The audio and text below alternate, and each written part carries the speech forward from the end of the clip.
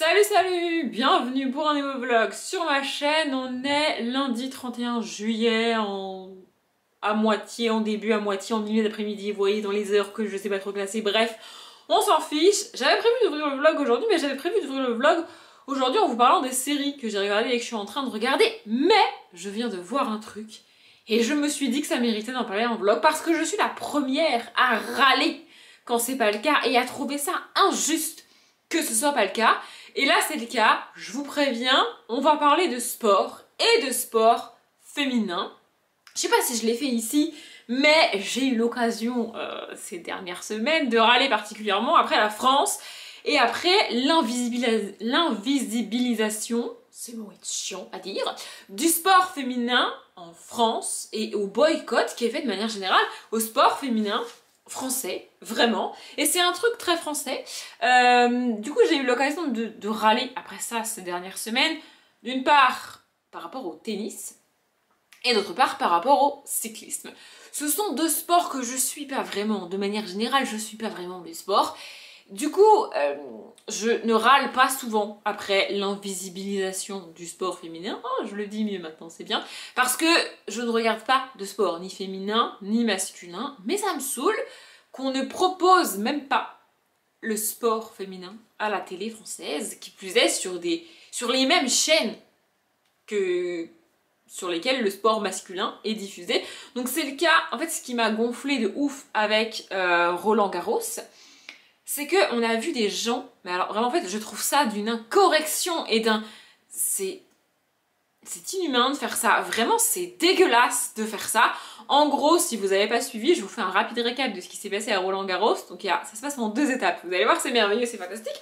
Donc premièrement, Roland Garros a osé grand malheur programmer, il me semble que c'était la demi-finale femmes en soirée, ce qui n'avait jamais été fait a priori.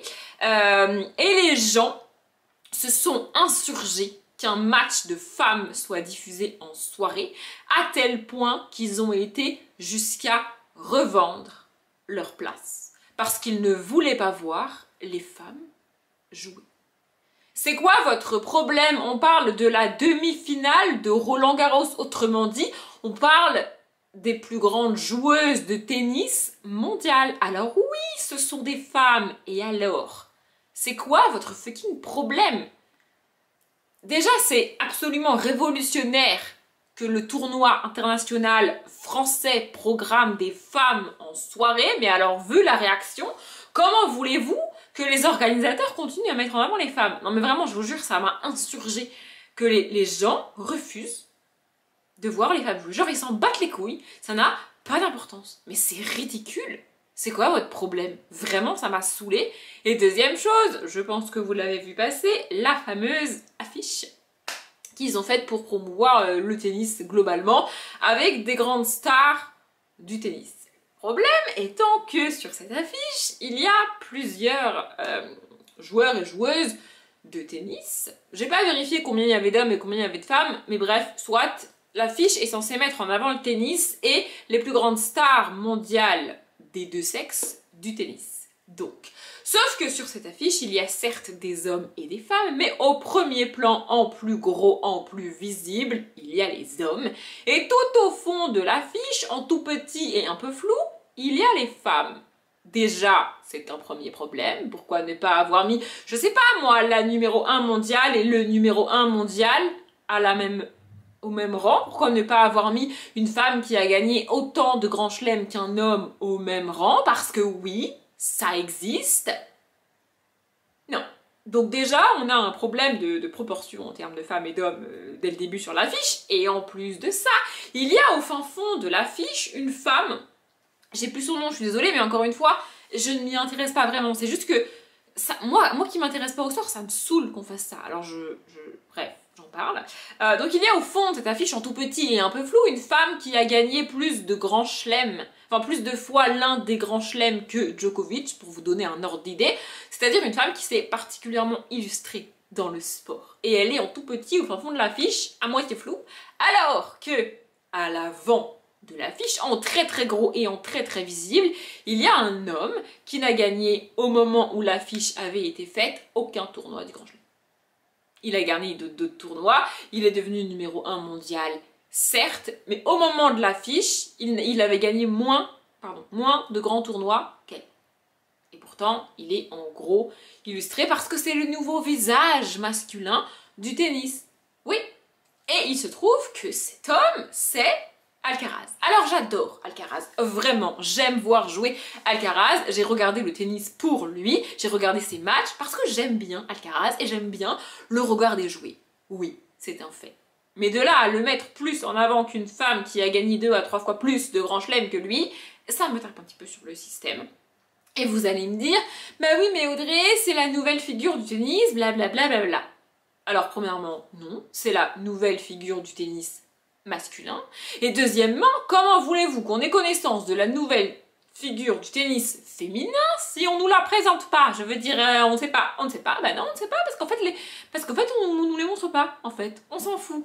Et suite à ça, oui parce que c'est un sujet je crois que j'en avais pas parlé en vlog, en tout cas pas comme ça, mais bref. Et en plus de ça, peu de temps après, il y a Wimbledon. Et j'ai été chez mon père ce week-end-là, enfin chez mes parents ce week-end-là. En gros, je vois du sport que quand je vais chez mes parents parce que mon père regarde du sport à longueur de journée et que du coup, quand j'arrive en fin d'après-midi et qu'il est en train de regarder soit le Tour de France, soit un match de tennis, soit la Formule 1, et bah je regarde avec lui. C'est comme ça, voilà. Bref. Et donc ce jour-là, c'était le quart de finale, il me semble, féminin de Wimbledon. Et alors non seulement à Wimbledon, autrement dit en Angleterre, le stade était plein à craquer pour regarder les femmes jouer, mais en plus de ça, il se trouve que la joueuse qu'on a regardé jouer, qui s'appelle Sabalenka, je crois, elle a un nom de... Enfin, elle vient d'un pays de l'Est et je voudrais pas écorcher son nom, mais c'est un truc comme ça. En gros, bref, il se trouve que cette jeune femme est numéro 2 mondiale, je crois, en tout cas au moment de Wimbledon, je crois qu'elle était numéro 2 ou numéro 3, je sais plus, en tout cas, elle est hyper forte dans le sport. Bref, il se trouve que cette jeune femme joue tellement bien au tennis et qu'elle tape tellement fort dans la balle que, tenez-vous bien, son entraîneur a proposé plusieurs fois d'organiser un match mixte, autrement dit, elle contre un homme, et ces chers messieurs, blessés dans leur masculinité, ont refusé de jouer contre elle. Oui, vous avez bien entendu, des hommes ont peur de perdre contre elles. Si ce n'est pas un argument assez important pour vous, pour regarder les femmes jouer, je pense que vous avez un problème. Vraiment, des hommes, des joueurs de tennis professionnels, des numéros 1 et des numéros 2 mondiales en tennis masculin, ont refusé de jouer contre elles par peur de perdre. Ça vous va pour le niveau du tennis féminin mondial ou pas? Non mais enfin je veux dire, voilà. Et alors, comme je l'ai dit, le stade était plein. On parle d'un quart de finale féminin à Wimbledon, le stade est plein. On met une demi-finale féminine en soirée en France, les gens revendent leur place. Ça me rend ouf. Vraiment, ça me rend ouf. Je comprends pas pourquoi les Français sont aussi réfractaires au sport féminin. C'est quoi votre problème? Non mais vraiment, c'est quoi votre problème si vous aimez pas le sport féminin? Pourquoi? Je veux vraiment comprendre. Bref. Et donc le deuxième sport, comme je l'ai dit, c'est le cyclisme. Et c'est ce qui m'a fait allumer la caméra aujourd'hui et vous raconter tout ça. Il y a le Tour de France tous les ans. Et en fait, c'est tellement ancré dans l'inconscient des gens qu'on dit le Tour de France. On ne prend même plus la peine de dire le Tour de France masculin. Il n'y a que des hommes au Tour de France, il n'y a aucune femme. Les femmes sont interdites au Tour de France, si je ne me trompe pas, au Tour de France masculin, évidemment.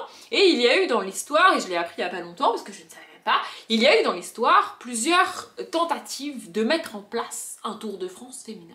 Sauf que on en revient toujours au même. En fait, comme les Français n'ont pas envie de regarder des femmes faire du sport, il n'y a pas de sponsor, il n'y a pas d'intérêt à le diffuser puisque les Français s'en branlent et que personne ne va le regarder. Mais en même temps, si on ne le diffuse pas et si on ne le propose pas, c'est sûr que personne ne va le regarder. Et dans le sport féminin, on est bloqué dans ce cercle vicieux depuis des années, des décennies, des centaines d'années probablement. C'est comme ça, en fait. Mais au cours des années, il y a eu plusieurs tentatives de Tour de France féminin. Et là, ce qui m'a fait allumer la caméra, c'est que j'étais en train de... Vous allez voir, ça n'a rien à voir, mais je vais en revenir au cyclisme, promis. J'étais en train de regarder les émissions de N'oubliez pas les paroles. Oui, j'adore cette émission, j'ai 55 ans, et alors et je les regarde pas en direct, je les regarde quand j'ai envie. En gros, je les mets en fond quand je m'occupe de mes carnets de lecture, quand je m'occupe de mes descriptions, de mes miniatures de vidéos. Vous voyez, c'est ça, j'écoute les émissions comme ça. Bref, et donc là, j'étais en train de faire ça, et de m'occuper, si vous voulez savoir, de la description et de la miniature du dernier vlog. Enfin bref. Et j'ai découvert que samedi, il n'y avait pas eu N'oubliez pas les paroles.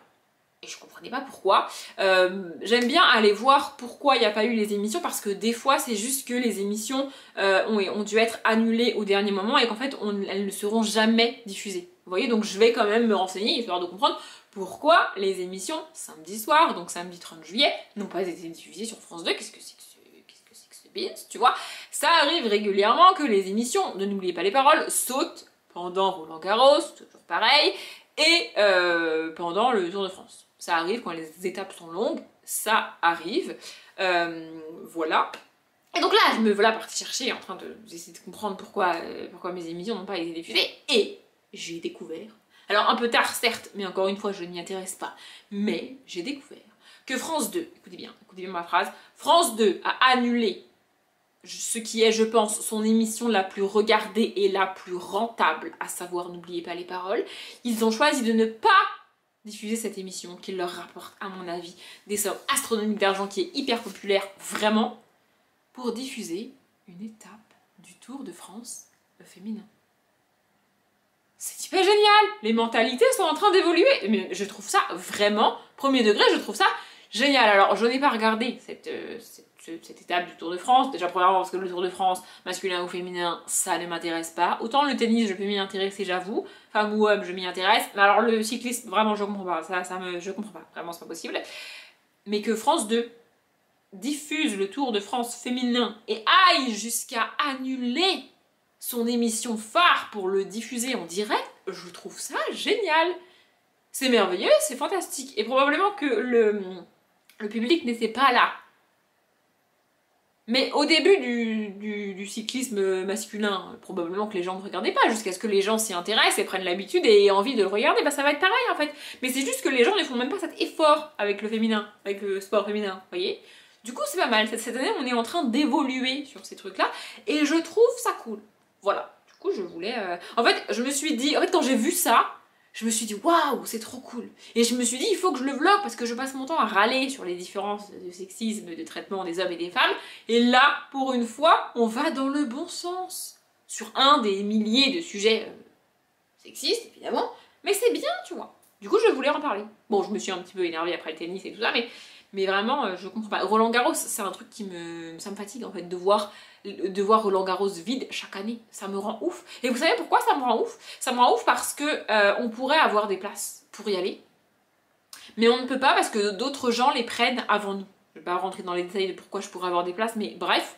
Et les gens qui prennent ces places avant nous ne prennent même pas la peine de se déplacer pour voir les joueurs. Mes parents rêveraient d'aller à Roland Garros, vraiment. Mais avec mes soeurs, on ne peut même pas leur acheter des places parce qu'il n'y en a pas, en fait. On ne peut pas.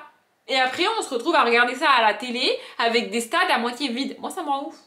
C'est comme si vous regardiez la finale de la Coupe du Monde de foot et que le stade était à moitié vide. Vous vous êtes démenés pendant... Je pense ça parce que c'est un truc hyper populaire que tout le monde a la rêve, tu vois. Mais c'est exactement ça. Ou alors c'est comme si au JO, là, de Paris 2024, on se rend compte que dans tous les sports, la moitié de tout le public est vide. On s'est tous battus pour avoir des places, pour aller voir au moins un truc parce que c'est Paris 2024, tu vois.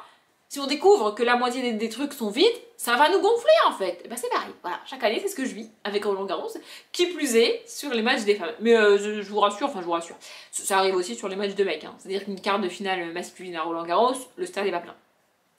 Je ne sais pas pourquoi les Français font ça, Et puis alors l'image publique est absolument à chier. Non mais j'en ai, hein. Voilà, encore plus quand c'est des femmes, parce que le truc est encore plus vide. Quand c'est des femmes, une finale féminine de Roland Garros, le truc n'est pas plein. Écoutez, c'est comme ça.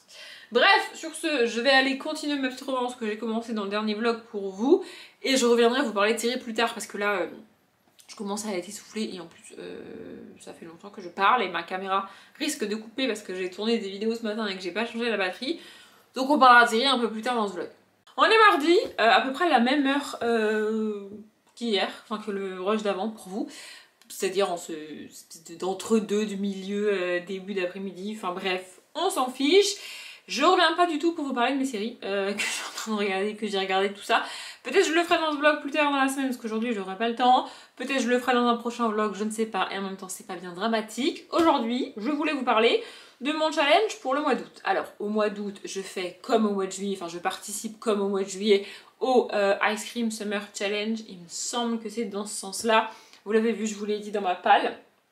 Et pour avoir une chance de lire tout ce que j'ai mis dans ma palle du mois d'août, au mois d'août, j'ai décidé de faire comme j'avais fait au mois de mai. Au mois de mai, j'avais fait quand même une assez grosse palle pour moi en termes de nombre de livres et de nombre de pages et donc de quantité de lecture juste sur un mois. Et j'avais fait un fichier Excel pour suivre au quotidien et me challenger au quotidien sur le nombre de pages que je lis et que je dois lire pour, au bout des 31 jours du mois de mai, ou du mois d'août ici, avoir lu toutes les pages, vous voyez. Et donc j'ai fait exactement pareil, à la différence près que j'ai un petit peu triché, parce que vous l'avez vu dans le dernier vlog, j'ai commencé ma page du mois d'août avant officiellement le mois d'août, et donc avant le 1er août, parce que je voudrais vraiment réussir à tout lire, et parce que à la différence du mois de mai aussi, il est hors de question que mes lectures du mois d'août débordent sur le mois de septembre. C'est pas possible, je ne veux pas. C'était pas très grave si une lecture du mois de mai débordait un petit peu sur le mois de juin. Genre si je terminais un livre que j'avais commencé le 1er ou le 2 juin, vous voyez, alors que là, il est impératif, je dis bien impératif, c'est vital, je vous jure, que j'ai terminé ma palle et tous les bouquins, le 31 août, je veux attaquer, vous vous en doutez, dès le 1er septembre, le foutu Pumpkin Cotton Challenge. Il n'est pas question que je décale mon début de Pumpkin parce que, j'ai pas fini ma palle du mois d'août, vous voyez. Donc, du coup j'ai fait mon petit fichier Excel pour savoir mon nombre de pages, tout ça, et je l'ai fait juste après avoir tourné la palle du mois d'août, que j'ai tourné il y a quand même un petit bout de temps maintenant, enfin 2 ou 3 semaines, je sais plus, bref, on s'en fiche. Et je me suis rendu compte que ça allait faire quand même beaucoup de pages par jour, ça représentait quasiment 160 pages à lire tous les jours au mois d'août. Et je sais que de toute mon année, le mois d'août c'est le mois le plus incertain pour moi, et je sais pas l'expliquer, c'est comme ça. C'est-à-dire qu'il y a des mois sur lesquels je sais que je vais pouvoir lire beaucoup si jamais je le veux, et il y a des mois où je sais que je vais moins lire parce que au mois de juin, genre je suis partie en vacances, donc forcément j'ai moins lu, je le savais. Mais le mois d'août, je ne sais pas. Il peut se passer des trucs au dernier moment. En fait le mois d'août, si vous voulez, c'est un peu mon mois de... comment on dit ça, de spontanéité. Voilà, je peux faire des trucs au dernier moment, je peux décider des trucs au dernier moment, je peux prévoir des trucs au dernier moment, genre littéralement sur un coup de tête. Ce qui, le reste de l'année, n'est absolument pas dans mes habitudes et dans ma personnalité. Mais au mois d'août, c'est ce qui se passe. Donc je ne sais pas comment je vais réussir à lire au mois d'août. Donc quand j'ai vu 160 pages à lire au quotidien, je me suis dit j'y arriverai jamais, il faut que je réduise ça sans sortir des livres de ma palle. Et donc c'est pour ça que j'ai commencé ma palle du mois d'août avant le 1er août. Donc vous l'avez vu dans le dernier vlog, j'ai commencé ça, 7 Days to Resist, mon super accent est de retour, de Emily Maes. Du coup j'avais lu avant ce matin, donc jusqu'à hier soir inclus, quelque chose comme 200... oh je sais plus. Mais là ce matin j'ai dû lire une cinquantaine de pages, je devais être autour de la page 250 hier soir du coup.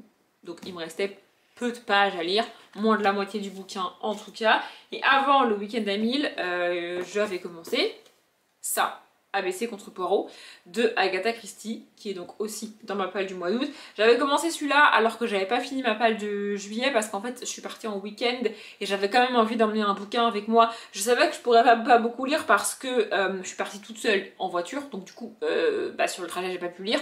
Normalement quand je pars comme ça un week-end, 2 jours, une semaine, bidule machin, c'est rarement moi qui conduis, on va pas se mentir. Vu ma voiture c'est pas pratique quand on part, on peut pas partir à plusieurs avec ma voiture, c'est pas pratique. Et ma voiture n'est pas vraiment faite pour faire de la route, elle est quand même assez âgée cette voiture, donc bref, et donc en général je peux au moins lire sur le trajet, mais là du coup j'ai conduit, donc lire en conduisant c'était pas possible, mais bref je voulais emmener quand même un livre avec moi et si possible un petit livre, vous voyez, donc c'est pour ça que j'avais pris celui-là. Et là j'ai lu 2 chapitres aujourd'hui là ce matin. Enfin, ce matin, début d'après-midi, vous avez compris. Du coup, avant de commencer le mois d'août, j'étais à la page 135 et là, je suis à la page 159. Voilà. Et donc tout ça, ça m'a permis de tomber en dessous de ce qui est pour moi la barre symbolique des 150 pages à lire en une journée. Ça veut dire que tous les jours du mois d'août, si je veux espérer pouvoir terminer ma palle le 31 août, et si je vais au bout de chaque livre évidemment, mais je referai mes calculs si jamais il y a un petit abandon en cours de route, il faut que je lise tous les jours pour ça 146 pages. On est sous la barre symbolique des 150 pages comme je l'ai dit. Alors j'ai réussi à lire 200 pages par jour au mois de février. Il est vrai, mais là on parle de pages de romans uniquement, exactement comme pour le mois de mai. Je sais plus quel était mon challenge sur le mois de mai. Je vais aller regarder pour voir si c'était plus ou si c'était moins. Je pense que j'avais mis moins de bouquins dans la page du mois de mai, mais en même temps, comme c'était de la fantaisie, c'était potentiellement plus gros ou en tout cas plus long à lire, et il me semble que j'avais pas tout lu. J'avais pas réussi à finir ma page le mois de mai, puisque le Roberto Sankar je l'ai pas lu. Et c'était pas les mois de mai. Oh, je sais plus. Bref. Voilà, du coup, ce matin, je pensais pas lire. Et en fait, j'ai eu quand même le temps de lire à peu près une cinquantaine de pages de ça. Et puis, j'ai lu 2 chapitres là après manger. Ouais, c'est ça, après manger. Voilà, du coup, ce matin, je pensais pas lire, mais en fait, j'ai pu lire. Et cet après-midi, j'ai pas énormément de temps. Là, je sais pas quelle heure il est et ça m'embête. Pardon, j'ai été chercher mon téléphone pour vous donner l'heure parce que j'avais besoin de savoir l'heure et il est 13h53 précisément. Mais cet après-midi, j'ai pas énormément de temps puisqu'il faut que je parte de chez moi vers 4h15, 4h30. Je sais pas trop dans quel état va être la rocade. Oui, c'est toujours la même. Alors, non, mais la rocade de Bordeaux est chiante. Voilà, on peut le dire. Et puis alors, on est mardi, donc normalement il n'y a pas de touristes le mardi sur la rocade. Non mais c'est bien, ils nous cassent pas les bonbons. Non mais parce que c'est chiant les touristes. Vraiment c'est chiant. On vous aime beaucoup, hein, vous faites vivre la région, machin, blablabla, tout ça, mais c'est relou sur la rocade. C'est chiant, voilà. Mais bon, le mardi soir en général, il n'y a pas trop de touristes. Mais, comme tout le monde en fait, dans la région, les gens ont plus tendance à bouger. Tu vois, parce que c'est l'été, parce qu'il fait beau, parce qu'il fait chaud. Il y a plus de mouvement, donc même si c'est les vacances et qu'il y a moins de monde qui travaille et donc qui prend la rocade, comme il y a plus de monde qui bouge parce que c'est les vacances, et bien en fait je ne sais pas dans quel état va être la rocade, donc je ne sais pas combien de temps il va me falloir pour atteindre ma destination. Bref, on s'en fout, en tout cas je vais partir pas très tard, vers 4h30 max, je pense. Là, je viens de monter la vidéo qui est sortie pour vous dimanche, l'update graphique, donc, parce que oui, elle était toujours pas montée, en même temps je l'ai tournée hier. Oui, le but de faire 2 vidéos par semaine, c'est de reprendre de l'avance sur les vidéos, parce que là ça devient catastrophique. Voilà, en fait tourner une vidéo le lundi alors qu'elle sort le dimanche, moi j'appelle ça être en retard. Selon mon propre planning et mes propres habitudes, j'appelle ça être en retard. Donc voilà, du coup là il est 14h, ça veut dire qu'il me reste 2h30 pour faire un truc aussi chiant que faire la vaisselle, parce que du coup hier j'ai pas eu le temps, il faut que je fasse la vaisselle. Non mais vraiment, il faut que je fasse la vaisselle. Faudrait aussi que je me prépare, je pense que je vais reprendre une douche, même si j'en ai pris une ce matin parce qu'il fait chaud, et parce que j'en ai marre. Douche qui servira probablement à rien, parce que du coup je vais me retrouver dans ma voiture, peut-être arrêtée sur la rocade alors que ma voiture n'a pas la clim, donc arriver là-bas, mais écoutez, je vais quand même prendre une douche avant de partir, bref. Donc, prendre une douche, faire la vaisselle, me préparer. Ça va pas me laisser beaucoup de temps pour lire tout ça. J'aimerais bien, si j'arrive à me motiver, préparer, faire la scripture, la miniature et tout, de l'update graphique, comme ça ce sera fait. Et je sais plus, j'avais marqué autre chose sur mon planning, il me semble. Oui, parce que du coup j'ai le planning, je vous montre que de dos parce qu'il y a des trucs décrits dessus. Bref, non bah c'est tout. Ouais, c'est tout ce que j'avais marqué. Par contre du coup, demain et après-demain, j'ai mes journées qui sont un peu remplies. Mais bon, bref. Voilà. Du coup, normalement 2h30 pour faire tout ça, ça devrait être assez large. Ce qu'il faudrait pas que j'oublie de goûter. Non mais ça serait bien quand même. Oui, c'est important de goûter pour moi, enfin bref. Et du coup, bah, lire. Je sais pas à combien de pages je suis, je dois être à 50... Et là, une vingtaine, je dois être à peine la moitié. Je dois avoir lu à peine la moitié de ce que je dois lire aujourd'hui. Je vous avoue que ça m'embêterait de commencer le challenge avec une journée... Vous voyez que le premier jour, je lise pas les 140 pages et donc que je démarre avec du retard. Mais en même temps, je savais qu'aujourd'hui, ça serait compliqué parce que ce matin, même si je me suis levée très tôt, vraiment, je me suis levée très tôt ce matin et j'ai pas eu le temps.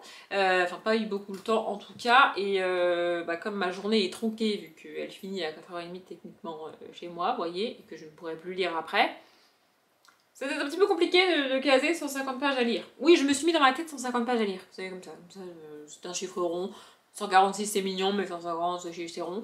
Enfin bref, voilà. Du coup, je vais faire ça. Je vous montre pas mon écran d'ordinateur avec le fichier et tout. Si vous l'avez vu dans le vlog que j'ai fait au mois de mai, c'est exactement le même principe. Et sinon, je pense que vous allez vous en remettre. Vous n'avez pas forcément besoin de voir ce fichier Excel. Et ouais, il faut vraiment que je lise le... Honnêtement, si j'avais eu ma journée pour moi, réellement, ou au moins ma soirée, j'aurais terminé ça aujourd'hui. Parce qu'il me reste pas beaucoup là, il me reste... je suis à la page 300, il me reste même pas... Il me reste 90 pages à lire, je crois. C'est ça, il me reste 90, même pas 90 pages à lire. Donc je l'aurais fini aujourd'hui si j'avais eu ma soirée et ma matinée pour moi. Mais comme c'est pas le cas, je pense que je le finirai demain, à moins que ce soir en rentrant, j'ai envie de lire. Mais ça m'étonnerait beaucoup. Mais voilà, je voulais juste vous dire tout ce blabla sur mon challenge lecture du mois d'août parce que c'est principalement ce que vous allez suivre dans les vlogs. Et sur ce, je vais aller faire le truc passionnant qui est la vaisselle. Oui, je sais, on adore faire la vaisselle. Et en vrai, le temps va passer vite. Je sens que le temps va passer vite. Alors, je vais pas mettre 1h30 à faire ma vaisselle. J'ai pas non plus une tonne de vaisselle à faire. Non, mais je vous le dis quand même. Mais ça prend quand même du temps de faire la vaisselle parce que ma cuisine n'est pas très grande. Et puis... Enfin bref, c'est toute une technicité de faire la vaisselle. Hein. C'est pour ça que j'ai autant la flemme de faire la vaisselle parce que c'est tout un truc. Vraiment, il faut avoir fait bac plus 56 pour réussir à faire la vaisselle dans ma cuisine. Donc bon, écoutez. Non, mais je me suis habituée avec le temps, mais c'est un peu technique, un peu chiant. C'est toute une logistique de merde. Enfin bref. Voilà, je voulais juste vous dire tout ça sur mon challenge. Et j'aime bien ce principe de découper un objectif. Il me semble que je l'ai déjà dit, mais genre en fait, si tu me donnes la palle que j'ai moi-même faite pour le mois d'août avec tous ces bouquins-là, et que tu me dis, t'as 31 jours pour lire ça, je vais te dire, j'y arriverai jamais. C'est impossible que j'arrive à tout lire au mois d'août, même en sachant que y a probablement un, peut-être deux, peut-être trois, je sais pas combien de livres que je vais abandonner. Encore une fois, c'est pas le but, mais je sais qu'il y a peu de chances que je termine tous les livres que j'ai mis dans la palle du mois d'août. Même en me disant ça, je vais te dire c'est impossible, j'y arriverai jamais. Alors que si je découpe l'objectif sur les 31 jours et que je me mets un objectif quotidien à atteindre ou à rattraper parce que la veille j'ai pas atteint, vous voyez, ça devient tout de suite un peu plus faisable. C'est le même principe que quand tu t'organises et que tu as mis le truc à faire et qu'il faut répartir les tâches dans ton planning et tout. C'est pareil, mais avec les bouquins. Voilà, petit tips. Bref. J'arrête de repousser le moment fatidique, je vais couper cette caméra et aller faire la vaisselle. On est jeudi, je vous ai pas pris hier pour la simple et bonne raison que j'ai eu la flemme de me laver les cheveux et ce que j'avais à vous dire pouvait attendre aujourd'hui. En vrai pour vous, ça change rien. Bref, on est jeudi et il est précisément 16h51. Depuis que j'ai trouvé depuis que j'ai repris l'organisation que j'avais avant de partir en vacances au mois de juin, le temps a de nouveau repris son cours normal. Vous voyez, il passe normalement, il passe même un peu trop vite, alors que je suis toujours chez moi toute seule à longueur de journée, ou quasiment tous les jours. Enfin bref, en fait mon organisation, c'est que je fais une grosse activité le matin et une l'après-midi. Alors j'entends par grosse activité de personnes qui ne travaillent pas et qui vivent seules. Non mais je rappelle, je précise, parce que bon quand même. Donc mon activité de ce matin, c'était quand même de tourner des vidéos. Oui, parce que si je veux à un moment donné récupérer l'avance que j'avais sur les vidéos qui sortent, c'est bien que j'en tourne. Donc j'ai tourné 2 vidéos ce matin. Et mon activité de l'après-midi qui a quand même été très longue et qui aurait pu durer bien plus que ça parce que j'ai pas fini, c'était mettre à jour mon profil Booknote parce que j'ai complètement arrêté de mettre ce truc à jour, que ce soit sur les livres que je lis ou les livres que j'achète, il n'y avait rien qui était à jour. Il y a même des livres que j'ai lus et qui n'étaient même pas ajoutés sur mon profil. Donc j'ai avancé là-dessus, j'ai aussi fait du rangement dans ma bibliothèque virtuelle parce que autant je réorganise mes bibliothèques physiques très souvent, autant ma bibliothèque virtuelle sur Booknote n'est absolument pas à jour. Là, j'ai donc réorganisé tous les petits compartiments, donc les listes de diamants, d'or et d'argent et de bronze sur Booknote. C'est les catégories dans lesquelles tu peux classer les livres une fois que tu les as lus. J'ai pas fait les autres catégories parce que c'est un bordel monstrueux et franchement, j'ai eu la flemme, j'avoue. Je le ferai un autre jour. Et j'ai renseigné mon profil en termes de livres que j'avais achetés et que j'avais lus. J'ai fait les mois de... j'ai fait fin février. Ouais, j'étais autant en retard que ça. Fin février, mars, avril et mai. Il me reste juin et juillet à faire. Et en fait, à chaque fois que je le fais avec un retard pareil, je me dis, il faudrait vraiment que je le fasse tous les mois pour les livres lus. Et à chaque fois que j'achète des bouquins, pour les livres que j'achète. Et en plus, j'ai aucune excuse parce que quand je suis à un book haul, je vais quoi qu'il arrive sur la page booknote du livre pour récupérer le lien. Donc je pourrais l'ajouter à ce moment-là, mais je ne le fais pas. Je ne sais pas, écoutez, je ne sais pas. Enfin, c'est pas la fin du monde en soi, mais c'est juste que soit je décide d'arrêter d'utiliser cette application, soit je l'utilise et je la mets à jour. Vous voyez? Bref, donc j'ai fait ça et je suis très contente. Et j'ai pris d'ailleurs mon ami l'ordinateur avec moi là pour vous dire où j'en suis de mon challenge du mois d'août. Oui, parce que on est le 3 août quand même, ça gérait de voir si on est dans la merde ou pas, et on n'est pas dans la merde. Donc, le mardi 1er août, c'est la dernière fois que je vous ai parlé dans ce vlog, j'ai effectivement pas lu les 146 pages qu'il fallait que je lise, mais j'ai quand même réussi à en lire 138, ce qui n'est pas si mal. Hier, du coup, le 2 août, je sais pas combien de pages j'ai lu parce qu'il y a un bug sur mon truc Excel, il me donne pas la somme des cases, ou alors il faudrait que je le rajoute. Peut-être le rajouter. Voilà, du coup j'ai mis la formule. Hier j'ai lu en tout 164 pages, ce qui fait un total sur 2 jours, donc le 1er et le 2 août, de 302 pages lues pour un objectif de 292 pages. Donc hier j'avais rattrapé le retard d'avant-hier, en même temps c'était pas énorme, et j'avais pris 10 pages d'avance. Merveilleux, fantastique. Et hier du coup j'ai terminé ça, donc 7 Days to Resist de Emily Maes. Et alors j'ai bien aimé, je dirais, les 2 tiers du livre, et à la fin ça part un peu en sucette selon moi. En fait j'aime pas quand ça fait ça, c'est-à-dire qu'on suit les personnages vraiment au quotidien et puis d'un coup le chapitre suivant c'est 3 semaines plus tard, et puis le chapitre d'après c'est 3 mois plus tard, et puis le chapitre encore après c'est 4 mois plus tard. Et en fait toutes ces semaines qui se passent au cours desquelles on n'a pas suivi les personnages, ça met de la distance entre eux et nous, je trouve. Et du coup j'ai bien aimé la fin, ouais, enfin c'était sympa, mais j'étais plus réellement avec eux, je sais pas si vous voyez ce que je veux dire, mais bon, je l'ai quand même terminé, c'était très sympa. Juste, j'ai essayé de me renseigner là, mais je n'arrive pas à savoir de quelle nationalité est Emily Maes. Je pense qu'elle est anglophone, à minima. Le seul truc qui me perturbe, c'est que ici il est question de... au début il se vous voit et ensuite il passe au tutoiement.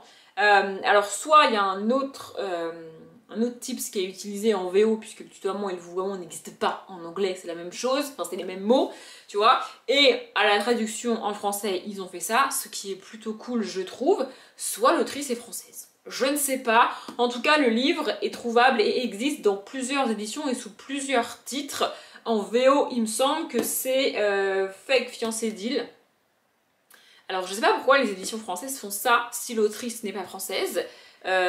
Pourquoi changer le titre VO pour en mettre un autre en anglais? Parce que Fake fiancé deal, enfin je veux dire, tu comprends ce que c'est, enfin on n'a pas besoin de le changer, tu vois. Et il existe aussi sous un titre français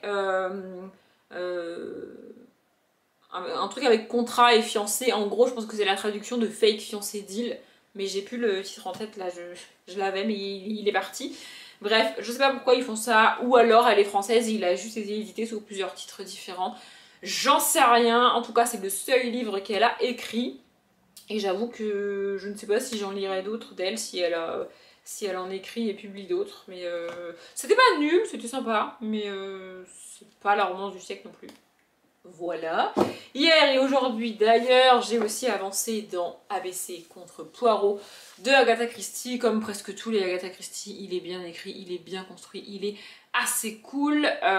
Et là, en fait, on vient d'avoir un truc et elle fait toujours ça. En fait, c'est-à-dire qu'elle te donne réellement, quand elle écrit son bouquin, toutes les informations dont elle a besoin, dont Poirot a besoin et dont tu as besoin pour résoudre l'enquête si tu le veux, tu vois, en tant que lecteur ou lectrice. Et à la fin, Poirot va dérouler son raisonnement à lui et donc t'expliquer comment il a résolu l'enquête en sachant que toutes les informations qu'il avait et qu'il a utilisées pour résoudre l'enquête, en tant que lecteur ou lectrice, tu les as toi aussi, j'insiste.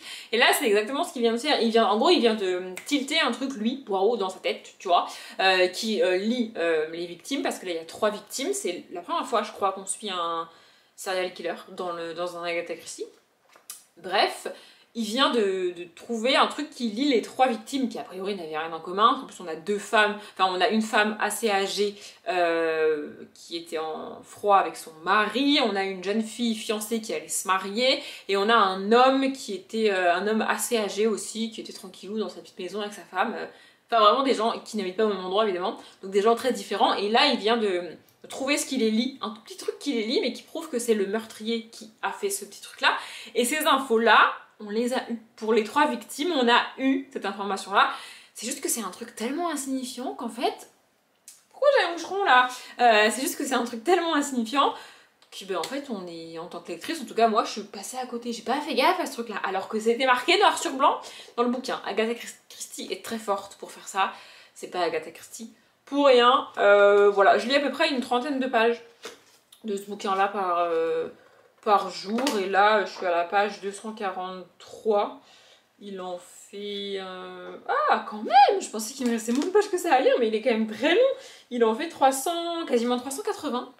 J'allais vous dire dans 2-3 jours je l'aurai fini, bah non, si je continue à 30 pages par jour, dans 2-3 jours je l'aurai pas fini. Mais bref, c'est très cool. Et du coup, hier, pour lire toutes les pages qui me manquaient, le minimaliste ne suffisait pas, donc j'ai commencé autre chose.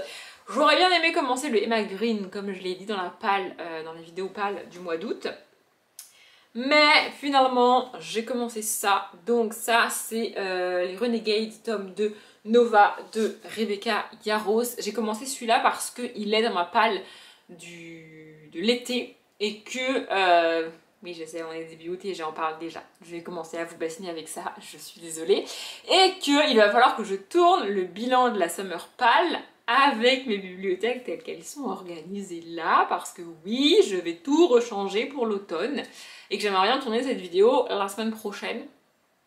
J'aimerais bien faire la réorganisation avant la fin du mois d'août. Ça va principalement dépendre de quand est-ce que sortira la vidéo présentation du Pumpkin de Gimose. Après j'ai d'autres possibilités, je suis pas obligée de tourner la vidéo pâle de Gimose devant ces bibliothèques là. Si jamais j'ai déjà fait le changement, je me débrouillerai, mais quoi qu'il arrive, c'était mieux que je lise celui-là. Donc je l'ai commencé hier, là je suis à la page 145 et c'est plutôt cool. On est sur une romance construite un petit peu différemment d'habitude et du tome 1. Dans le tome 1, on rencontrait donc Wilder, de son prénom Paxton, et Léa, qui, alors Léa intégrait une espèce d'université sur un bateau pour faire plaisir à sa meilleure amie, sauf que sa meilleure amie est tombée malade avant l'embarquement et donc n'a pas pu intégrer le bateau avec Léa.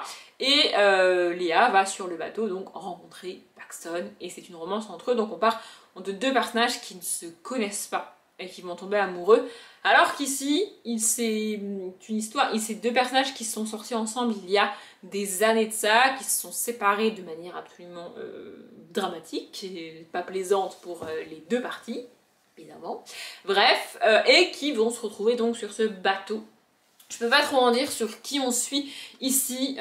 Donc Nova, c'est le nom du personnage principal masculin, qu'on rencontre dans le tome 1 aussi, mais j'ai pas envie de vous dire le prénom de la fille et vous en dire plus sur ce qui s'est passé dans leur passé et dans ce début de bouquin parce que ça spoilerait vraiment la fin du tome 1 et l'une des grandes révélations de la fin du tome 1. Donc ce serait un petit peu dommage quand même.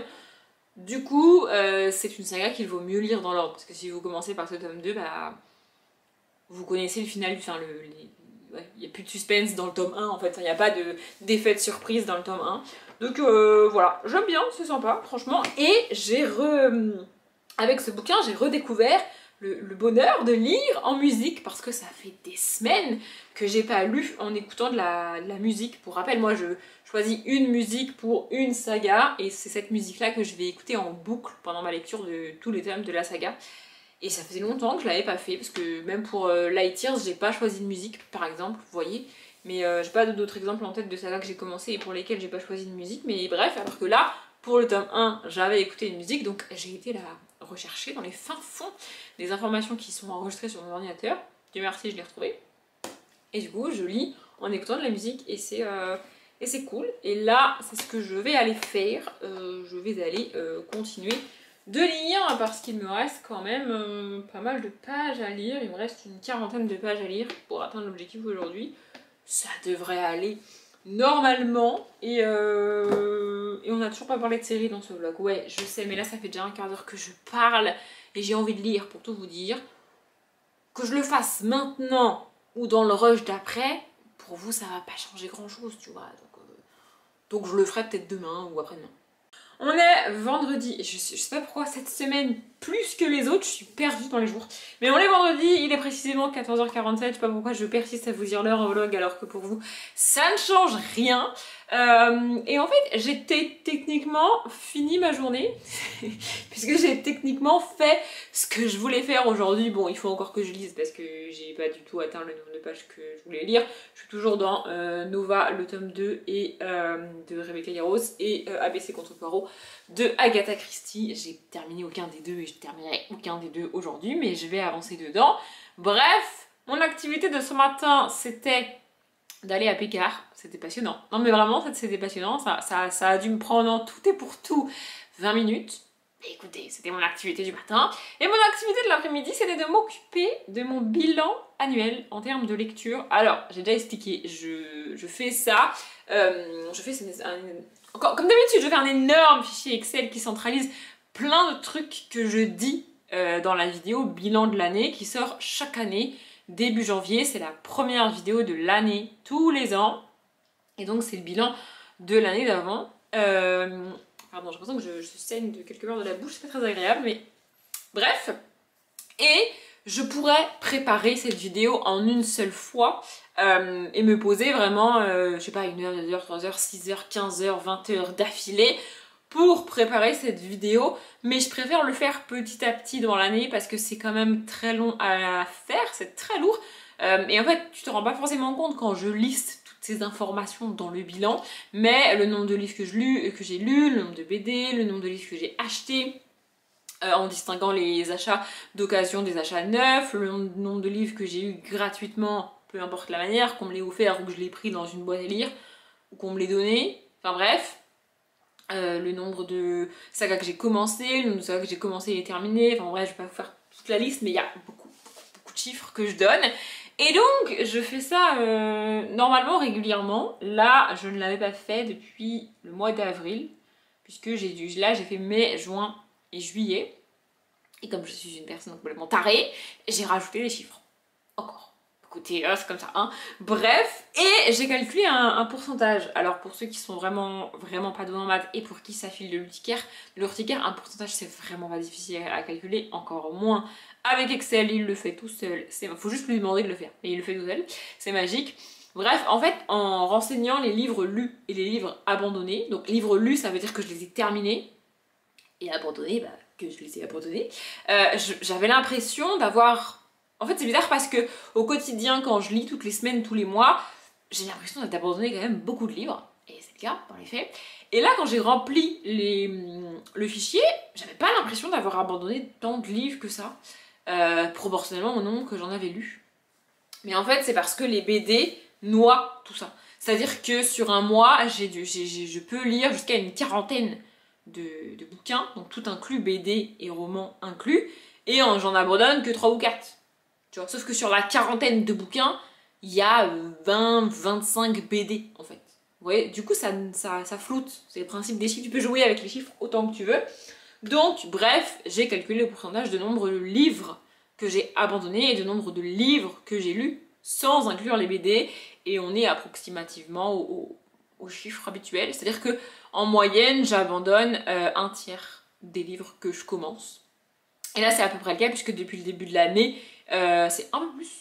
Non, c'est ça, c'est à peu près le cas. Un tout petit peu plus que le tiers, mais c'est à peu près le cas puisque depuis le début de l'année, j'ai abandonné 38% des livres que j'ai lus. Et donc j'en ai terminé 62% que j'ai lu. C'est pas si pire, je crois que la dernière j'étais quasiment au tiers, pas loin de la moitié en vrai la dernière. Mais bref, j'ai fait tout ça. Et là ça me saoule parce que ce matin en allant chez Picard, je suis aussi passée récupérer un colis qui était dans un relais colis. Et là j'ai eu un message qui me dit qu'un autre colis est arrivé dans ce même relais colis. Enfin c'est un locker en fait. Mais je vais y aller. Ça me saoule. Vraiment, honnêtement, je vous le dis, ça me gonfle de devoir ressortir. Mais je vais y aller pour 2 raisons. Premièrement, parce que... Enfin, pour 3 raisons. Et j'aime bien quand il y a plusieurs raisons de faire les choses, tu vois. Premièrement, parce que si j'y vais pas aujourd'hui, j'irai pas avant, soyons honnêtes, mardi ou mercredi prochain. Et je sais pas trop combien de temps ça va rester dans le locker. Et je sais que si c'est une semaine, techniquement, j'ai jusqu'à au moins jeudi prochain. Mais ça me stresse de faire les choses au dernier moment. Pour certains cas, ça me stresse, pour d'autres non, mais pour ça, ça me stresse. Bref. Deuxièmement, c'est littéralement à 2 minutes de chez moi. Je crois que quand je mets l'adresse sur Waze, parce que je mets toujours l'adresse sur Waze, parce que bref, on s'en fout, il me dit que c'est à littéralement 800 mètres de chez moi. Alors je suis obligée de prendre la voiture parce que y a pas de... c'est dangereux à pied. Enfin bref. Puis je mettrais beaucoup de temps à pied d'ailleurs. Et du coup en voiture c'est à littéralement 2 minutes de chez moi. Donc c'est pas la mort. Et troisième raison, en ce merveilleux mois d'août, il faisait hyper chaud en début de semaine. J'ai crevé de chaud en début de semaine. Et là, depuis 2 jours, il pleut. Alors c'est pas dramatique qu'il pleut. Enfin je veux dire moi je suis pas en vacances, je m'en fous, tu vois, ça change rien à ma vie. Mais c'est juste que dans le colis évidemment ce sont des livres. Et j'ai pas très envie de les laisser 3-4 jours dans le locker pour qu'ils prennent le risque qu'ils soient mouillés quand je les récupère. Vous voyez? Donc ça me saoule, mais je vais ressortir récupérer mon colis. Voilà, je vais faire ça. C'est passionnant, n'est-ce pas? Mais si je vous reprenais aujourd'hui, c'est pour vous parler enfin, je sais, le suspense est insoutenable, des séries que je regarde. J'ai un peu spoilé dans le précédent vlog, du coup je vais commencer par celle-là, parce que bon, voilà. 1000 ans après tout le monde, je crois qu'elle est sortie en 2020, je crois que c'est 2020 qu'elle est sortie. Bref, donc 3 ans, pas 1000 ans, mais 3 ans après tout le monde, j'ai enfin regardé Le Jeu de la Dame sur Netflix. Et le premier constat que j'ai fait, c'est qu'on est de nouveau, comme dans Mercredi, ou Wednesday en français, en anglais, on est sur une série Netflix qui a cartonné, que tout le monde a trouvé géniale et qui repose quasiment entièrement sur l'actrice. Tu changes l'actrice, la série n'est pas la même. Alors vous allez me dire, bah tu changes les scénaristes, les réalisateurs et les décorateurs, c'est pas la même. Oui. Je vais vous parler d'une autre série que j'ai commencé où l'actrice, vraiment, elle joue extrêmement mal. Et tellement mal que je peux pas la regarder. La série, j'y arrive pas. Vraiment, j'y arrive pas. C'est effrayant. Mais là, l'actrice, en fait, tu oublies que c'est une actrice. Je sais pas comment l'expliquer, mais vraiment, j'ai adoré cette série. Mon seul regret, c'est que c'est une mini-série et que du coup, il n'y aura pas de suite. Par contre, il y a une espèce de mini-documentaire disponible sur Netflix. Alors honnêtement, il n'est pas doublé, donc il est sous-titré, le documentaire. Et moi, ça me saoule de lire les sous-titres. Mais je l'ai regardé parce qu'il dure que 1/4 d'heure. Du coup, 1/4 d'heure de trucs de lire en sous-titres, là, ça va à peu près. Donc je l'ai regardé. Et alors, je ne savais pas, mais c'est adapté d'un livre. Du coup, je vais chercher ce livre partout. Je ne sais pas, je pense pas qu'il est... C'est pas un livre très connu et ça n'a pas été... En fait, la série a eu beaucoup de succès et tout le monde en a parlé, mais on n'a pas mis en avant au moment de la série que c'était adapté d'un livre. Et donc du coup, il n'y a pas eu de réédition du bouquin. Normalement, c'est le cas, enfin, la plupart du temps, c'est le cas quand c'est une série adaptée d'un livre ou d'une série de livres. Vous voyez, au moment de la sortie de la série ou du film, ça fait un tel... si ça a du succès, évidemment, ça fait tellement de bruit qu'on se met aussi à parler du livre et qu'en général, il y a au moins une maison d'édition qui le réédite. Mais là, pour moi, c'est pas le cas. Du coup, je ne sais pas trop comment je vais trouver ce bouquin, mais j'avoue que je suis assez curieuse de le découvrir. J'ai un peu peur que ça passe pas et que j'aime pas, mais je voudrais au moins essayer. Voilà, et du coup, si vous ne saviez pas, c'est adapté d'un livre et c'est pour ça que c'est une mini-série et qu'il n'y a pas de suite en fait. Mais vraiment, j'ai adoré cette série, comme beaucoup de monde, hein. C'est juste que je débarque après tout le monde. En parallèle, j'ai continué à regarder Grey's Anatomy et il me semble... Là, je suis à la saison 4 de Grey's Anatomy. Oui, pour ceux qui n'ont pas suivi, Grey's Anatomy est à la saison 19 actuellement et moi j'ai recommencé depuis le début. Voilà. Donc je suis actuellement en train de regarder la saison 4 ou 5, je sais plus. Bref, et il me semble que ça c'est à la fin de la saison 2 que le spin-off, le premier spin-off de Grey's Anatomy commence, à savoir Private Practice, avec un personnage principal, en tout cas c'est censé être le cas, Addison Montgomery, donc le docteur Addison Montgomery qu'on a rencontré dans Grey's Anatomy, est censé être le personnage principal de Private Practice, et elle est jouée par Kate Walsh. À l'époque, quand je regardais Grey's Anatomy, je détestais Addison, donc du coup j'ai pas du tout regardé Private Practice, mais là je me suis dit que j'allais regarder en parallèle les deux. Et alors, en fait, Il y a plusieurs choses, mais ça va pas du tout. En fait, ça me plaît pas. Private Practice, c'est comme ça. Il y a peut-être aussi les années qui jouent et le décalage, parce que vraiment, tu vois vraiment le décalage entre. Je crois que c'est 2007-2008. La première saison de Private Practice, tu vois vraiment le décalage. Alors oui, ça fait 15 ans, mais il y a un décalage vraiment énorme, et pas tant en termes de féminisme ou de traitement des femmes ou toutes ces choses-là, mais plutôt en termes de, je sais pas, de type de relation, de genre de relation, et de technologie, surtout les téléphones et les trucs, vraiment c'est catastrophique. Alors je sais que c'était comme ça à l'époque, mais normalement c'est un truc que j'aime bien, voir ce décalage technologique. Mais là, je trouve que ça va pas, en fait. J'arrive pas à l'expliquer. C'était comme ça à l'époque et c'est pas un souci, mais j'y arrive pas. Vraiment, je n'y arrive pas. Voilà. Et comme je l'ai dit plusieurs fois tout à l'heure, Allison est censé être le personnage principal de Private Practice, sauf qu'en fait, c'est pas le cas. Vraiment, le pitch de Private Practice, c'est qu'en gros, Addison rejoint un cabinet indépendant composé d'une gynécologue, d'un médecin généraliste, d'un pédiatre et d'une psychologue. Et donc elle va et d'un... Il y en a un autre aussi qui fait de la médecine parallèle, là. Je sais pas comment ça s'appelle. Je n'y crois pas, mais bref, je respecte son travail, j'ai pas de problème avec l'acteur ou avec le personnage, enfin bref, on s'en fout. Et donc elle rejoint, elle est spécialiste en... En fait, elle est à cheval entre la pédiatrie et la gynécologie, puisqu'elle s'occupe des femmes enceintes et des nouveau-nés. Donc, bon, une fois que le bébé est né, c'est de la pédiatrie, mais en gros, elle s'occupe de tout ce qui est l'accouchement et de tout ce qui va être les premiers soins nécessaires au bébé dans les minutes qui suivent la naissance. Vous voyez, c'est ça son travail. Donc elle rejoint ce cabinet, et en fait, le problème, c'est que j'ai presque l'impression que la série a commencé avant l'arrivée d'Allison. Vous voyez que y avait cette dynamique entre les personnages, le cabinet, le machin, le truc, et elle débarque au milieu, et c'est mal fait. Je saurais pas comment l'expliquer, mais c'est mal fait. Vraiment, elle débarque au milieu, elle est un peu empotée, elle sait pas comment s'y prendre, en plus il y a des problèmes, et j'ai vraiment la sensation que j'ai loupé une saison avant l'arrivée d'Addison, qui avait vraiment une saison. C'est très flou, c'est pas très bien construit, c'est pas du Shonda Rhimes en fait. C'est ça mon problème principal. Mon problème principal, c'est pas que c'est moins bien que Grey's Anatomy, moins dynamique, et qu'il y a clairement moins de rebondissements, moins d'effets waouh, moins de patients avec des pathologies hyper complexes et tout. Mais c'est pas ça mon problème, c'est que j'ai pas l'impression que c'est une série de Shonda Rhimes, alors que c'est elle qui l'a créée, et je retrouve pas ce que j'aime dans ces autres séries. Je peux citer aussi Murder par exemple. Vous voyez, il n'y a pas. Je sais pas, c'est pas la même. Je sais pas comment l'expliquer, ça coince, et Addison est juste perdue au milieu de tout ce truc. Et puis alors, suivre ces gens, ben en fait, ça m'intéresse pas. J'ai été jusqu'à la moitié de la saison 2, il me semble, c'est quand même pas mal. Et bah, c'est mou, il se passe rien. Ça me fait penser à du contemporain. Vous voyez? Alors, Grey's Anatomy, c'est du contemporain aussi, hein, si on va par là, mais je sais pas comment expliquer, il se passe rien en fait, je me fais chier. Voilà, du coup, j'ai arrêté Private Practice parce que ça m'agace, et aussi, et je m'attendais à plus de connexion entre les deux séries, et c'est pas le cas. Tout ce qu'on a, c'est après la fin de la saison 1 de Private Practice, un retour d'Addison dans un épisode de Grey's Anatomy pour dire en mode non, non, mais c'est sûr, je reviendrai pas, je reste là-bas. Mais franchement, c'est pas ouf. Vraiment, je trouve pas ça ouf. Voilà, du coup, c'est dommage, mais c'est comme ça.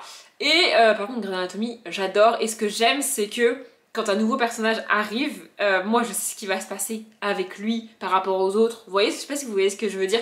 Genre là, pour ceux qui ont vu la série, j'en suis arrivée au moment où Hunt arrive, où il prend son poste vraiment à l'hôpital.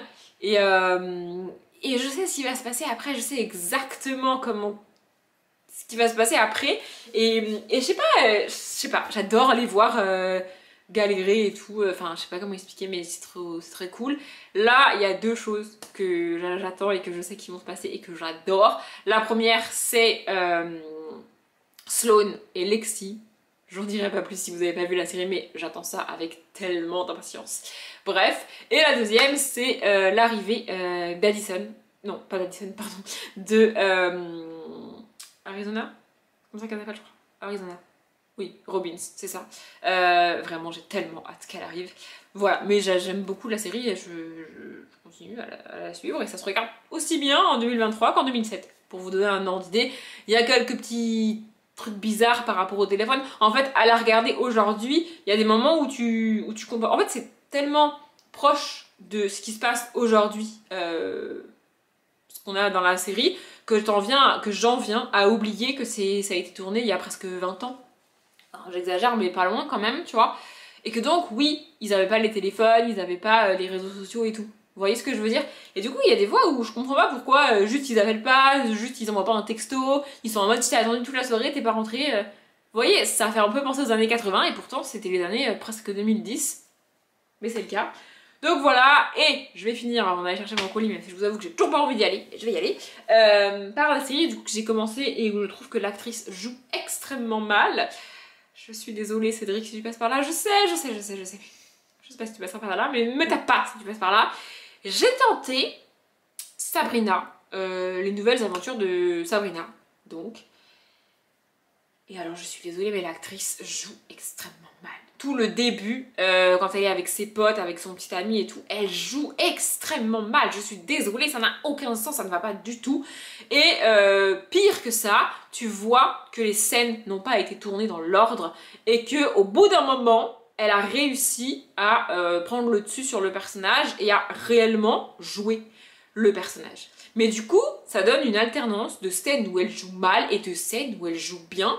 Et moi, j'arrive pas en fait, vraiment. Donc il y a tout le début là, quand elle est avec ses potes, elle va au ciné, machin, bidule, elle rentre chez elle avec son petit ami. C'est extrêmement mal joué, ça ne va pas du tout. Ensuite, il y a une scène avec ses tantes donc dans la maison.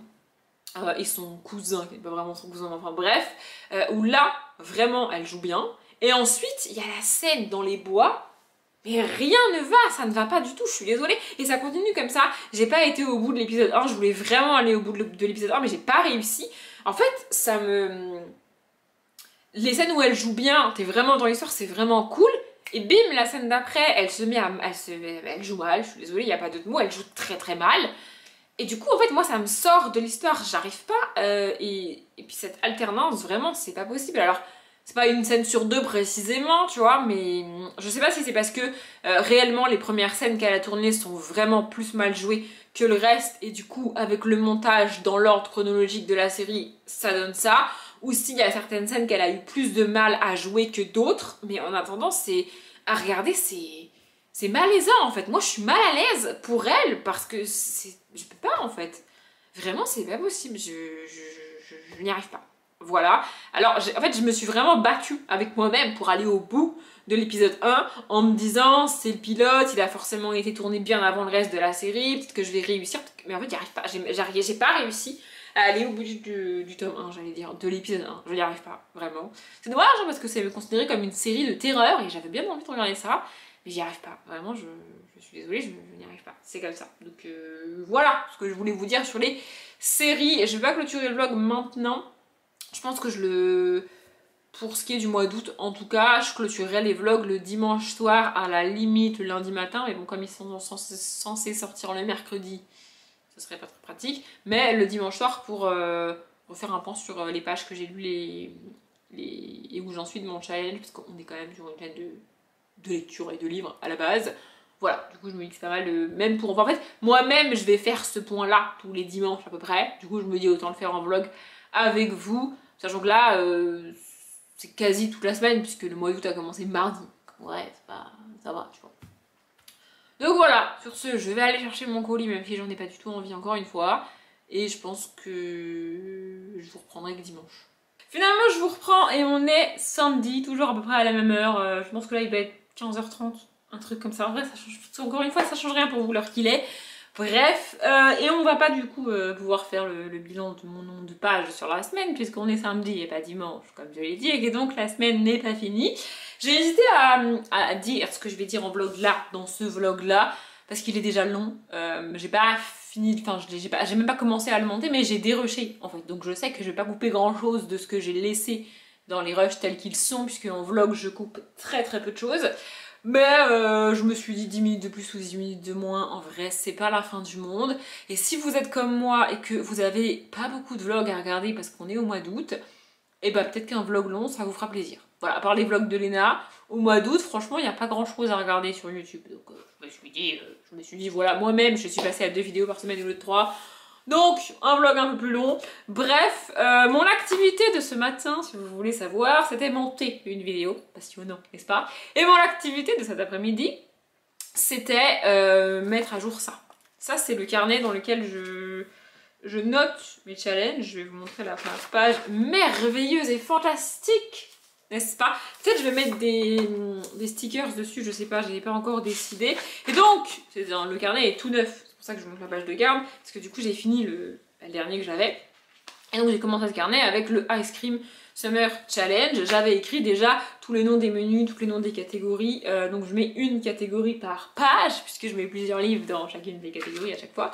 J'ai hâte de faire ça pour le pumpkin, évidemment. Bref, donc j'avais déjà fait ça parce que j'avais déjà écrit ma palle de juin-juillet dedans, donc qui était aussi pour le challenge. Et comme à chaque fois à la fin du challenge, bon normalement c'est à la fin mais là c'est pas tout à fait à la fin, mais à la fin du challenge je regarde les graphiques que j'ai lus pendant le mois et j'essaye à peu près d'en mettre un, au moins un en tout cas, par catégorie. Et là c'est ce que j'ai fait, et en plus de ça j'ai rajouté les livres que j'ai mis dans ma palle du mois d'août et qui sont aussi dans les catégories du challenge, puisque j'ai participé aussi à ce challenge là au mois d'août, puisqu'il se déroule du 1er juin au 31 août.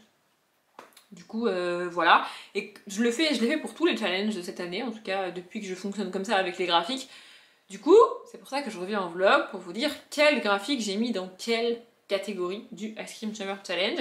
Et en même temps je vais vous dire si j'ai lu les livres que j'avais mis dans la palle de juin-juillet. Je peux déjà vous le dire, il y en a qu'un que j'ai pas lu, je le sais, et si vous me suivez en vlog, vous savez aussi lequel c'est, mais c'est pas très grave.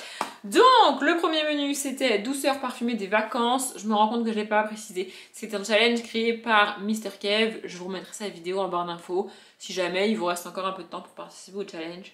Voilà. Pardon, on a été interrompu, quelqu'un a osé frapper à ma porte. Non mais vraiment, qui fait ça? Personne.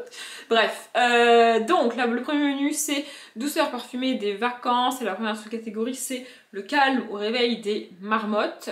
Le livre que j'avais mis c'est Mémoire de la forêt, le tome 1 de Michael Brun-Arnaud. Je l'ai lu mais je vous en ai pas encore parlé au moment où sort ce vlog, parce qu'il est dans la palle de l'été et que donc j'en parlerai à la date du changement de saison, voilà. Et le graphique que j'ai mis, c'est la collection Harry Potter au cinéma, le tome 1, Les créatures de la forêt, du lac et du ciel de Jodie Ravenson. J'ai mis celui-là parce que dans les mots-clés, il y a animaux. Et que dans ce tome-là de graphique, on parle des animaux de Harry Potter. Voilà. Bref. La deuxième sous-catégorie, c'est se prélasser sur la plage. Le livre que j'avais mis, c'est Le Club du Calmar Géant, le tome 1 de Alex Bell, et je l'ai lu. Je sais pas, je crois qu'il est aussi dans ma palle de l'été d'ailleurs, donc pareil. Voilà. Et en graphique, j'ai mis Aliénor Mandragore, les tomes 4 et 5 de Séverine Gauthier et Thomas Laboureau, parce que, en fait, je sais pas trop quoi mettre dans cette catégorie pour être honnête, mais il y a les mots, il y a le mot-clé zone de confort, et j'adore Aliénor Mandragore, donc voilà, je refais tomber mon carnet, tellement ça n'a aucun sens de mettre ça là-dedans. Mais bref, la troisième sous-catégorie de ce menu, donc c'est Promenade au champ des fleurs. Et le livre que j'y avais mis, c'est Éclat d'étoiles, le tome 1 de Neil Chesterman, que j'ai commencé et que je n'ai pas terminé, mais que je n'ai pas officiellement abandonné. Je n'ai pas décidé de ce que j'allais faire de ce livre ou pas. Je pense sincèrement que soit je réussis à le caser dans la palle du pumpkin, soit je m'en débarrasserai comme ça parce que vraiment je ne sais pas quoi faire de ce bouquin, donc j'ai pas encore décidé. Voilà.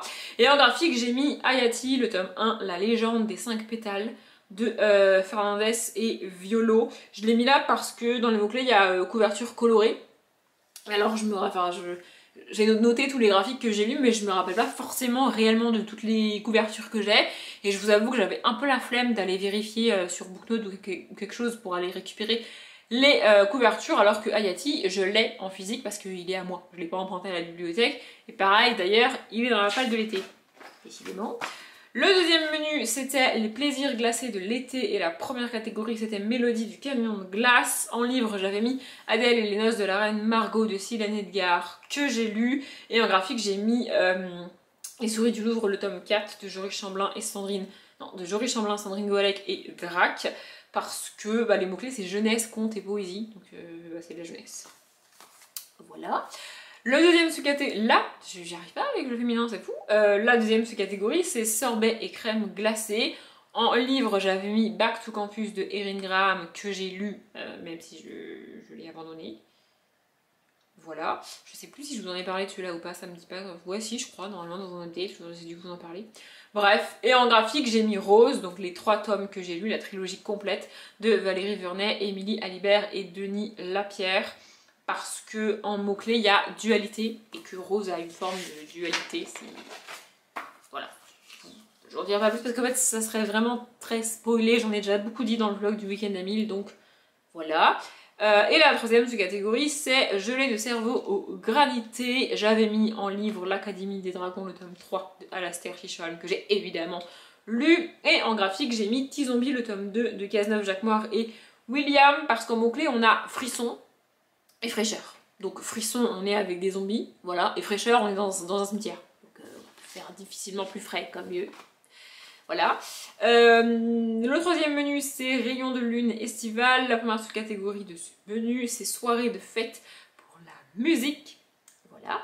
Et en livre, j'avais mis Les voleurs d'histoire, le tome 1 de James Riley que j'ai lu. Et en graphique, j'ai mis Emma et Capucine, les tomes 4 et 5 de Jérôme Hamon et Léna Sayapoum pour le côté art, parce que elles font de la danse, Emma et Capucine.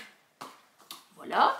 En deuxième sous-catégorie, on a Feu nocturne de l'Arc-en-Ciel. En livre, j'avais mis Starfell, le tome 1 de Dominique Valente que j'ai lu, même si je l'ai abandonné, logiquement. Pareil, j'ai dû vous en parler en update. Et en graphique, j'ai mis 16, les tomes 2, 3 et 4 de Frédéric Maupomet et Aude Stoléliac, parce que on a fantasy fantastique en mots-clés et que c'est du fantastique, tout simplement.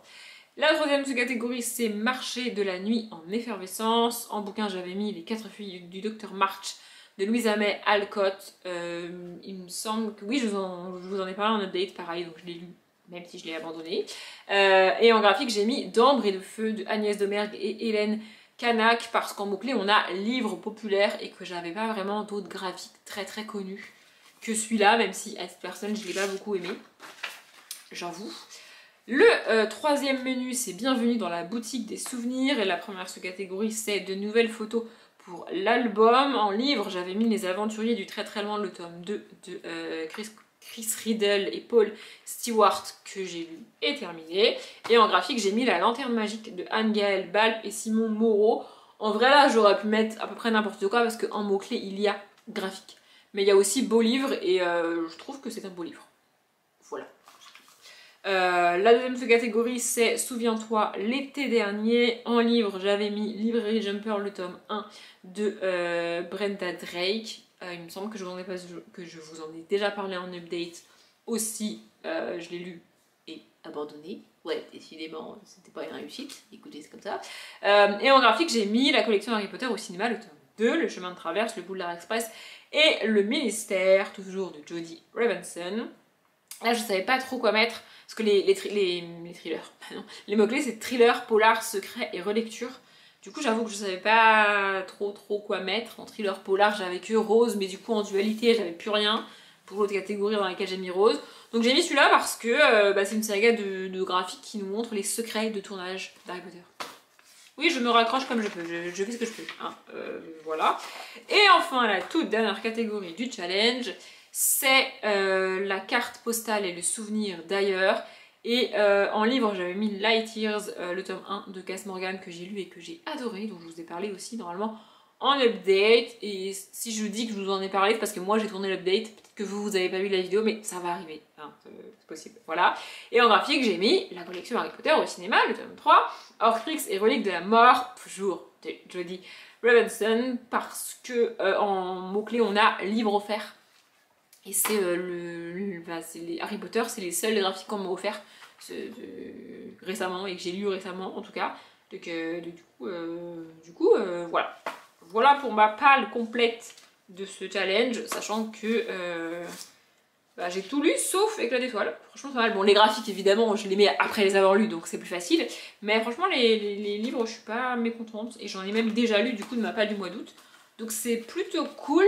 D'ailleurs, je vais vous laisser et je vais aller lire Nova. Toujours. J'espère le finir aujourd'hui, mais je suis pas sûre d'y arriver. Mais j'espère bien le finir aujourd'hui. Et je reviendrai dans ce vlog pour, normalement, quelques minutes. Vraiment, je vais essayer de faire rapide demain pour vous dire, pour faire le bilan de la semaine en termes de nombre de pages par rapport à mon challenge et à est-ce que je vais y arriver ou pas. En tout cas, est-ce que j'ai réussi sur la première semaine ou pas. On est dimanche soir, il est presque 19h. Je pensais pas vous prendre si tôt. Mais, comme je l'ai expliqué dans ce vlog d'ailleurs, ma soirée vient de changer. Voilà, c'est-à-dire que je devais rester chez moi sans rien faire, comme tous les jours en fait, sauf que ben non, je vais bouger. Donc, je vous prends maintenant, et en même temps, j'ai lu les pages qu'il fallait.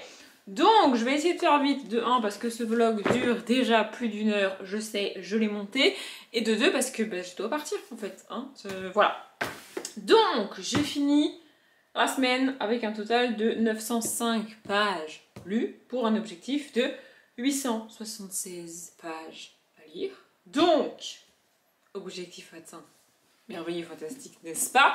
J'ai fini les Renégats du tome 2, donc Nova de Rebecca Yarros. Et c'était vraiment cool. Vraiment, j'ai vraiment beaucoup aimé. J'ai pas le tome 3. Faudrait que je le commande, mais j'avoue que j'ai commandé déjà pas mal de bouquins ces derniers temps.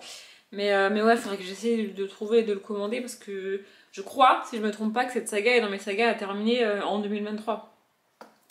Donc il faudrait que je le lise dans les mois qui viennent. Ah oui, c'est logique, vous me direz. Mais voilà, je sais pas par lequel je finis. Non, je finirai par l'autre, tant pis.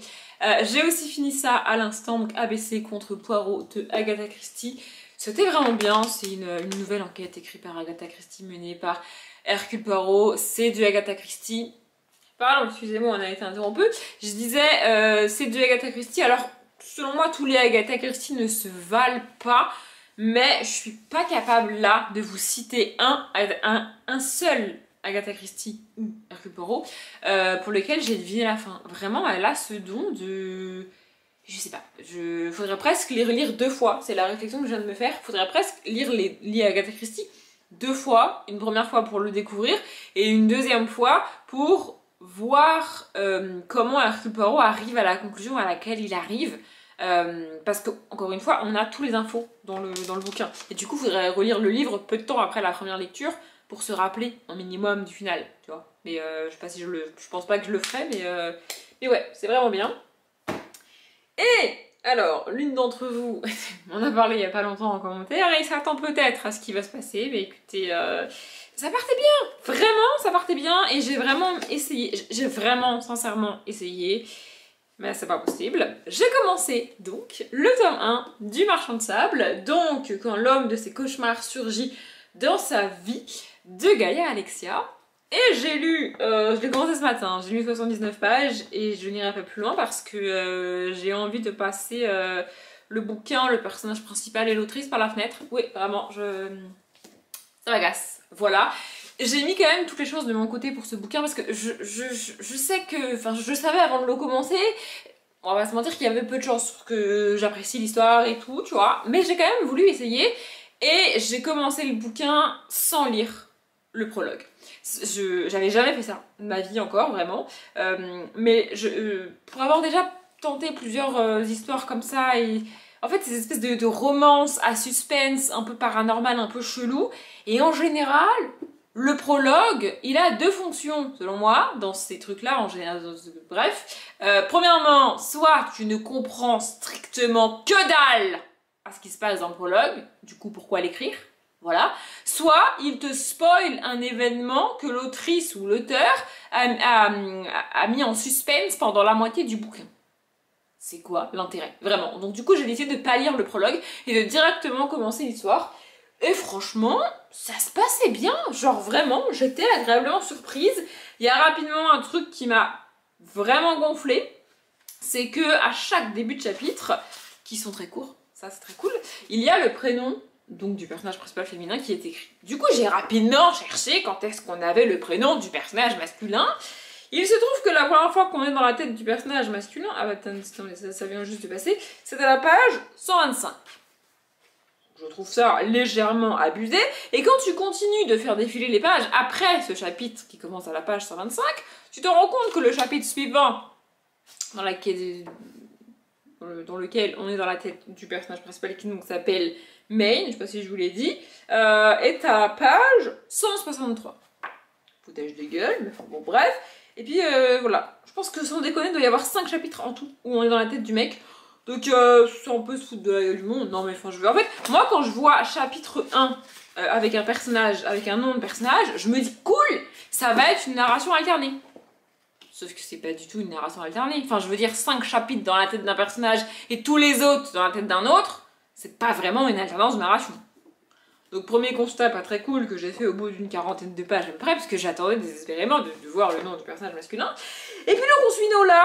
Alors je vais pas m'étendre ici parce que de 1 j'ai pas le temps et parce que de 2 j'ai la flemme, mais elle m'agace, vraiment elle m'agace, elle me saoule. Il y a toute une notion de mythologie merdique. Pardon, je suis désolée.